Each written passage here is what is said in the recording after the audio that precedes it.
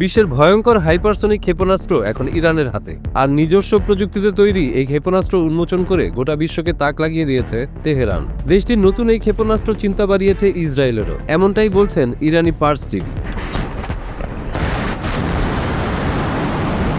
বিশ্বব্যাপী সামরিক প্রযুক্তির দৌড়ে হাইপারসনিক ক্ষেপণাস্ত্র এখন অন্যতম আলোচিত বিষয়। যুক্তরাষ্ট্র, রাশিয়া, চীন সহ শীর্ষ সামরিক শক্তিগুলো যখন এই ক্ষেপণাস্ত্র উন্নয়নের প্রতিযোগিতায় নেমেছে, তখন ইরানও পিছিয়ে নেই। দেশটি সম্প্রতি নিজস্ব প্রযুক্তিতে তৈরি ফাতাহ হাইপারসনিক ক্ষেপণাস্ত্র উন্মোচন করে, যা তাদের সামরিক সক্ষমতাকে এক নতুন উচ্চতায় নিয়ে গেছে বলে দাবি করেছেন ইরানের বিশেষজ্ঞরা।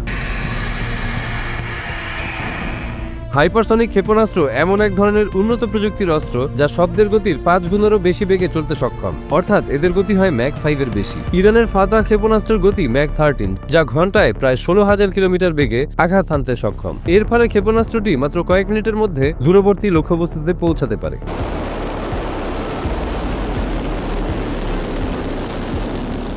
ইরানের তৈরি এই ক্ষেপণাস্ত্রের পাল্লা 1400 কিলোমিটার এবং গতি ম্যাক 13। এটি এর নিজস্ব আধুনিক নিয়ন্ত্রণ ব্যবস্থার কারণে শত্রুপক্ষের প্রতিরক্ষা ব্যবস্থা এড়িয়ে লক্ষ্যবস্তুতে আঘাত হানতে সক্ষম। ফাতাহ ক্ষেপণাস্ত্র উড্ডয়নের সময় গতিপথ পরিবর্তন করতে পারে, যে কারণে এটিকে আটকানো প্রায় অসম্ভব বলে মন্তব্য করছেন নির্মাণ বিশেষজ্ঞরা।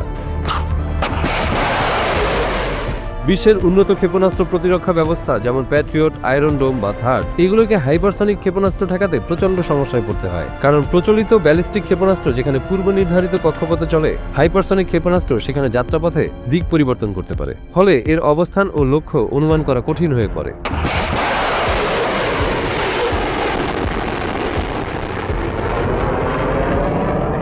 ফাতাহ ক্ষেপণাস্ত্রের উন্মোচন কেবল প্রযুক্তিগত অগ্রগতি নয়, বরং এটি একটি কৌশলগত বার্তা বহন করে। ইরান দীর্ঘদিন ধরে যুক্তরাষ্ট্র ও পশ্চিমা শক্তির নিষেধাজ্ঞার মুখে থেকেও দেশীয় গবেষণা ও প্রযুক্তি উন্নয়নের মাধ্যমে এই অবস্থানে পৌঁছেছে। ফলে এ অস্ত্র এখন শুধু মধ্যপ্রাচ্য নয়, বরং বৈশ্বিক নিরাপত্তা বিশ্লেষকদের কাছেও আলোচনার বিষয়। বিশ্লেষকরা বলছেন, ইরানের এই অগ্রগতি মধ্যপ্রাচ্যে কৌশলগত ভারসাম্যে বড় ধরনের পরিবর্তন আনতে পারে। তারা মনে করেন, ইরানের প্রধান শত্রু ইসরায়েল, যার কাছে আধুনিক আকাশ প্রতিরক্ষা ব্যবস্থা রয়েছে, ফাতাহ তাদের জন্য নতুন হুমকি হয়ে দাঁড়াতে পারে। আবার উপসাগরীয় অঞ্চলে মোতায়েন মার্কিন ঘাঁটিগুলো এখন ইরানি ক্ষেপণাস্ত্রের আওতায়।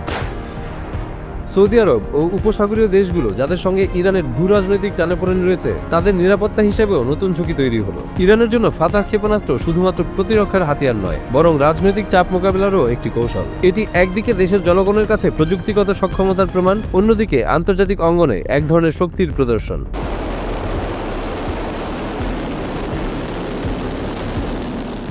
সার্বিকভাবে দেখা যায়, ফাতাহ হাইপারসনিক ক্ষেপণাস্ত্র ইরানের সামরিক সক্ষমতার একটি যুগান্তকারী সংযোজন। এটি প্রতিপক্ষের প্রতিরক্ষা ব্যবস্থাকে চ্যালেঞ্জ করার মতো পর্যায়ে পৌঁছেছে। ফলে এটা নিশ্চিত যে ইরান এই প্রযুক্তি অর্জনের মাধ্যমে মধ্যপ্রাচ্যের সামরিক সমীকরণে বড় ধরনের পরিবর্তন এনে দিয়েছে।